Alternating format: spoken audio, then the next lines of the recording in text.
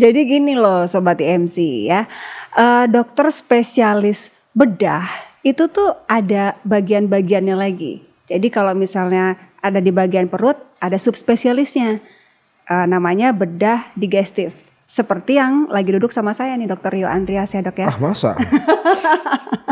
Iya benar. Iya kan bener kan ya, dok? Benar. Dokter bener kan Dokter Rio kan? Kayaknya bukan sih ya benar. kembarannya kan? Iya. Soalnya kita baru ketemu ya dok ya, baru November kemarin. Baru 2 kali lah ya. 2 kali, 2,5 lah ya. 2,5 lah ya. Dan waktu itu kita sempat bahas tentang batu empedu yang posisinya kan ada di perut nih, yang memang spesifikasi dokter juga nih. Nah kayaknya kalau bahas batu empedu lagi bakal seru, tapi ada yang lebih seru lagi nih dok ya kan. Tadi tuh dokter sempat mention nih sama saya, ada yang namanya batu CBD. Saya mah taunya SCBD. Asik dong SCBD mah ya. Kalau batu SCBD mah aduh kurang asik deh pokoknya. Kurang asik kalau batu CBD ya dok ya. Kurang. CBD itu apa sih dok singkatannya dok? Common bile duct. Common bile duct atau ductus biliaris ya. Ductus common bile duct itu merupakan cabang atau saluran dari hati. Nanti akan bergabung dengan saluran sistikus dari kandung empedu akan membentuk namanya common bile duct. Yang nanti akan nyambung ke usus 12 jari. Oke. Ya. Nah, jika ada batu di situ, berarti zat kuning yang dari hati atau bahasa kedokterannya disebut dengan bilirubin itu tidak bisa keluar ke dalam usus 12 jari. Oke, jadi si yang ada di dalam CBD itu tuh harus keluar kan. Nah, kalau misalnya tersumbat itu nggak akan keluar tuh ke situ. Iya, dan tersumbatnya bilirubin atau zat kuning, pasien menjadi kuning. Kuning dalam arti sesungguhnya? Kuning, badannya akan jadi kuning, mata kuning, badan kuning, ya rambut enggak ya, rambut mau dicat ya. Bahkan kalau misalnya si bilirubinnya sampai tinggi banget, biasanya bisa pasien jadi kayak Minion, SpongeBob gitu ya, kuning Minion, gitu ya.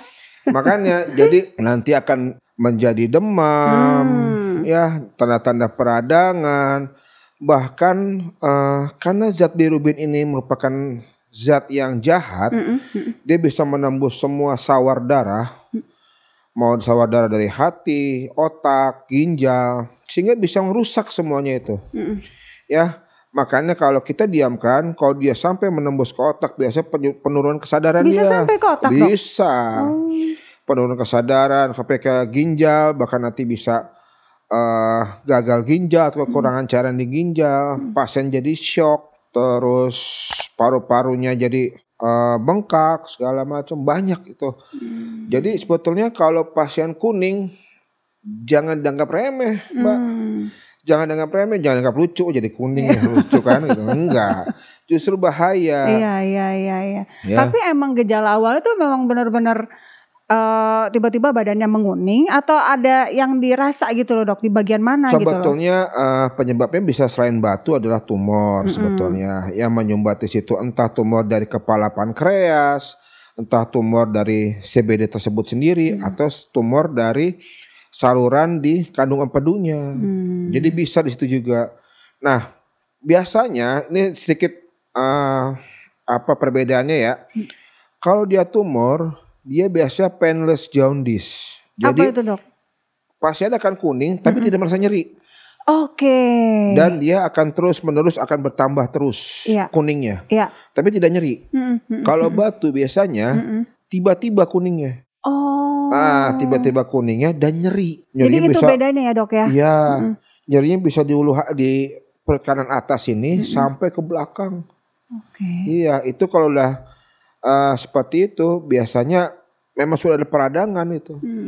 Jadi memang tindakan apa yang kita lakukan selanjutnya adalah kita harus evakuasi secepatnya. Si bilirubin itu harus kita keluarkan secepatnya. Kalau misalnya emang dia karena batu, kita lakukan namanya ERCP. Endoscopic retrograde pancreaticografi. Oke, apalin ya. Ada di ujian ntar. Jadi dia masuk alat dari mulut, nanti masuk ke usus 12 jari, ada lubang yang dari saluran CBD tersebut, kita masukin alat situ ke semacam selang kecil, kita keluarkan si batu tersebut. Nah kebetulan juga di IMC ini sudah melakukan, saya sendiri sudah melakukan lumayan banyak lah di sini. Lumayan banyak. Lumayan berarti banyak di sini. Kasusnya banyak juga dong. Banyak, kasusnya banyak. Jadi kasus ini memang kadang-kadang dengar orang cuman ya kuning aja lah, kuning, minum aja obat segala macam. Iya. Penyebab kuning hati-hati. Belum tentu karena cuman hepatitis. Dia kuning, tapi bisa aja karena batu di CBD tersebut.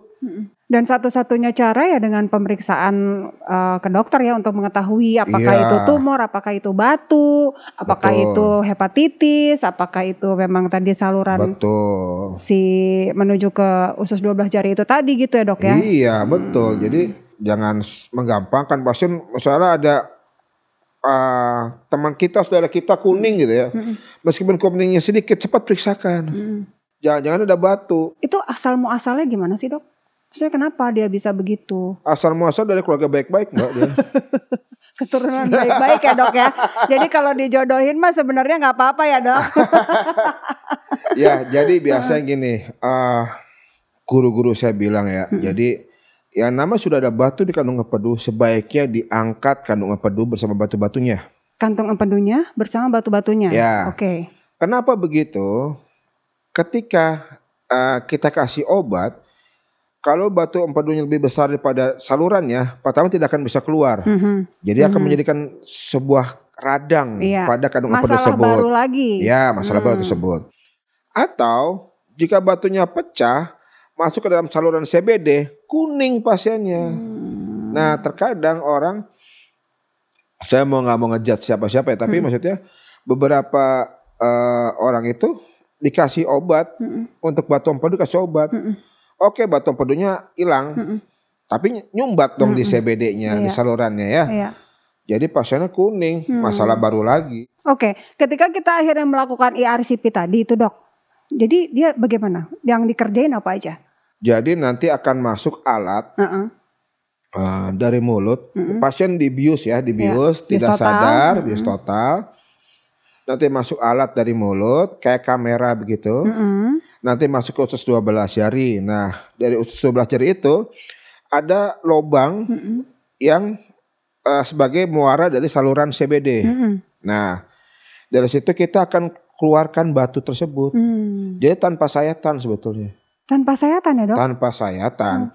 Kita akan masukin semacam selang kecil. Terus kita keluarkan batu tersebut. Kalau emang dia besar kita hancurkan dulu. Kita keluarkan, terus kita masukin kontras, kita rongsen lagi. Nanti dia kelihatan bersih atau tidak bersihnya. Kalau sudah bersih oke. Jadi after surgery itu udah tuh. Pasien harus ngapain? Jalan-jalan. Harus bayar. Harus bayar. Iya, jadi sebetulnya ERCP itu merupakan tindakan yang non-invasif. Non-invasif, dia minimal invasif sekali gitu loh. Tetapi ketika kita lakukan ERCP, batu CBD sudah selesai, ingat kandung empedu itu tetap harus dibuang. Karena nanti akan timbul batu lagi. Berarti harus dilakukan 2 tindakan dong? 2 tindakan. Tetapi ketika pasien sudah kuning, sudah infeksi berat, yang kita lakukan adalah emergensi ERCP. Jadi batu itu harus dikeluarkan semua supaya zat kuning atau bilirubin itu tersebut turun ke bawah kan. Jadi pasiennya nggak infeksi. Infeksi turun, kuningnya turun gitu. Oke, jadi tindakan emergensinya adalah ERCP, kemudian setelah itu tetap ada tindakan selanjutnya gitu ya dok ya. Betul. Untuk penanganan si batu CBD ini. Iya. Oke dok, ini kayaknya menarik banget ya. Banyak banget yang nanya soalnya nih dok, netizen. Katanya begini. Nah ini tadi sempat dokter mention juga sebenarnya, tapi ini kita harus coba lebih detail lagi jawab ya dok ya. Apa bedanya sih dok dengan sakit kuning akibat hepatitis? Kalau hepatitis itu, hepa itu berarti hepar, liver. Iya, hati. Tis itu peradangan, berarti dia kuning yang disebabkan oleh peradangan hati. Contohnya hepatitis B, hepatitis C itu biasa timbul karena infeksi virus hepatitis. Obatnya apa? Ya antivirus. Hepatitis itu memang ladangnya dokter penyakit dalam ya. Tapi kalau sudah lewat hati itu misalnya di CBD, common bile duct, CHD, ya, common hepatic duct-nya. Nah itu urusan bedah digestif, ya. Jadi kalau sudah ada batu di situ, berarti si zat kuning bilirubin itu akan tersumbat. Dia akan mampet di situ. Dia akan berbalik sehingga pasien jadi kuning. Bedanya di situ. Satu di pabriknya hati, atau lagi di jalannya. Dan beda juga dokternya. Beda. Kalau udah masuk perbatasan, udah selamat datang, nah, itu udah betul. baru ya. Betul. Ke bedah digestif. Iya. Kalau hepatitis masih di penyakit dalam. Iya, gitu Sobat IMC ya. Oke. Terus nih dok, kalau misalnya sudah melakukan 2 tindakan tadi, RCP dan juga operasi, itu apakah bisa sembuh total? Sembuh total bisa dong. Nggak bakal kambuh lagi gitu maksudnya? Nggak, ketika kita RCP, kita akan masukin kontras. Jadi ketahuan tuh. Oh ternyata masih ada sisa batu di sini, masih ada sisa batu di sini. Itu kita spool terus sampai dia keluar. Jadi RCP itu sebetulnya tidak akan berhenti ketika pasiennya kita lihat masih ada batu gitu. Enggak, ya kita usahakan untuk keluar. Jadi treatmentnya berapa lama tuh dok? Yang pernah dokter tangani aja deh. Itu sampai benar-benar. Cepat. RCP itu di bawah 1 jam, Dikeluarkan batunya yang gede-gede apa yang di bawah yang nyumbat-nyumbat itu, disepul. Dia akan keluar semuanya tuh. Kita akan bersihkan. Nah ketika kita lihat masih ada serpian batu kecil atau misalnya pasir yang susah keluar, biasanya kita pasang stand. Stand ini 3 bulan umurnya. Ya stand itu untuk mengalirkan si zat kuning tersebut gitu loh.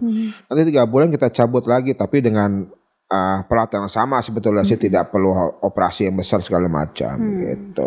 Oke, satu lagi nih dok, ini pertanyaan tentang warna kuning pada si penderita penyumbatan batu CBD ini. Katanya kuningnya tuh kayak gimana sih dok, bisa digambarkan kak? Waduh. Ya kan kalau kayak saya kan juga kulitnya agak-agak kuning ya dok ya. Beda kuningnya. Kuningnya benar-benar. Kayak mata-mata kuning. Oh mata juga kuning? Ya itu justru mata yang akan kelihatan lebih jelas tuh matanya. Mata akan gigi kuning ya? Gigi kuning mah jangan sikat gigi itu mah. Iya, mata kuning, nanti kulitnya akan kuning dari muka, jari semua kuning. Kita ngelihat orang apa ya yang kuning langsat itu apa orang-orang Jepang ya, orang apa sih orang Jepang ya kuning langsat itu ya. Benar. Dengan kuning penyakit ini, wah beda banget. Langsung tahu deh. Oh ini penyakit ini mah bukan kuning karena ini beda. Makanya Minion harus dicurigai, mungkin dia sakit kuning. Itu Minion jangan sakit kuning semua itu. Iya, sumbatan batu semua. Aduh, seru banget ya. Jadi nih Sobat IMC, kita sekali lagi diingatkan ya bahwa kalau misalnya memang ada something wrong di badan kita tuh, kita nggak bisa sembarangan mengambil tindakan sendiri. Jadi harus memang pergi ke ahlinya ya. Dan mudah-mudahan juga dengan adanya IMC Podcast Corner ini, Sobat IMC juga jadi tahu, oh ternyata ada loh dokter bedah tapi khusus bedahnya digestif. Jadi kalau misalnya masalahnya di perut ya langsung datang ke dokter bedah digestif gitu ya. Beda sama tadi yang masalahnya di penyakit dalam. Beda lagi mungkin nanti kalau ke bawah lagi ke kaki, beda lagi bedahnya, tulang beda lagi gitu ya dok ya. Jadi mungkin dengan adanya ini bisa mengedukasi juga nih Sobat IMC. Oh saya harusnya ke sini toh. Rumah sakitnya di mana? IMC dong. IMC ya kan? Dong, nggak lain dan nggak bukan. Apalagi ada dokter Rio di sini ya kan. Di IMC Sentul. Terus kalau Sobat IMC juga pengen lebih gampang nih dok, sekarang udah ada aplikasi ya. Iya aplikasi mobile. Iya dokter pinter banget. Iya. Udah ada ya? Di handphone udah dong. Udah ada. Namanya EM-Care, EM-Care ya, EM-Care. Nah di sana tuh kita bisa lihat jadwal. Kalau misalnya mau tahu jadwalnya dokter Rio bisa lihat di sana. Terus juga appointment, terus juga medical history kita gitu ya. Kita bisa tahu udah pernah minum obat apa aja, udah pernah sakit apa aja, sudah pernah melakukan tindakan apa aja. Jadi lengkap banget di sana ya. Bisa didapatkan di App Store dan juga Play Store. Dok, makasih banyak ya hari ini. Nanti jadi kita ngobrol apa lagi nih? Kita lagi, ini kita spill dikit ya. Spill dikit ya. Kita lagi bikin program baru sebetulnya. Obat kurus. Oh iya. Obat kurus. Ini pasti menguruskan badan. Ini tapi aman, gastric balloning. Oke. Jadi intinya memasukkan balon ke dalam lambung. Memenuhkan kapasitas lambung sehingga pasiennya akan cepat cepat kenyang. Jadinya nggak makan banyak. Ya, tapi bagaimana tuh caranya masukin balon? Nggak sembarangan juga ya. Ya nggak sekarang juga deh omonginnya. Nggak sekarang juga, nanti aja. Biar Sobat IMC nungguin. Biar penasaran dikit. Oke deh. Oke, Dokter Yoandra, spesialis bedah, subspesialis bedah digestif, konsultan pula. Aduh, thank you ya Dok ya. Kita ketemu lagi ya di IMC Podcast Corner berikutnya.